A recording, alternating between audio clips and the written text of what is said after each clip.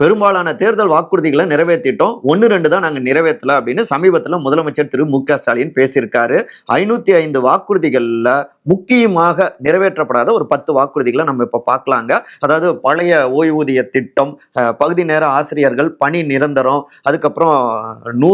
100 case சிலிண்டருக்கு மானியம், மாதந்தோறும் மின் கட்டணம், அதுக்கப்புறம் கச்சத்தீவு மீட்க நடவடிக்கை எடுக்கப்படும், நீட் தேர்வு ரத்து, அரசு அலுவலகங்கள்ல காலியாக இருக்கக்கூடிய பணியிடங்கள் 3.5 லட்சம் நிரப்பப்படும். அப்புறம் தமிழ்நாட்டில் தொழில் தொடங்குபவர்களுக்கு வேலை வாய்ப்புல 75% தமிழர்களுக்கு முன்னுரிமை வழங்கப்படும், சட்டம் இயற்றப்படும் சொன்னது.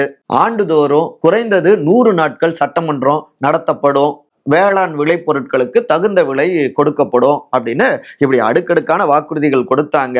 நிறைவேற்றாத திமுக அரசாங்கமா இருக்கு அப்படின்னு விமர்சிக்கிறாங்க எதிர்க்கட்சிகள். இன்னும் 1.5 வருஷத்துலயாவது முழுமையா நிறைவேற்றுவீங்களா எதிர்பார்க்கிறார்கள் பொதுமக்கள்.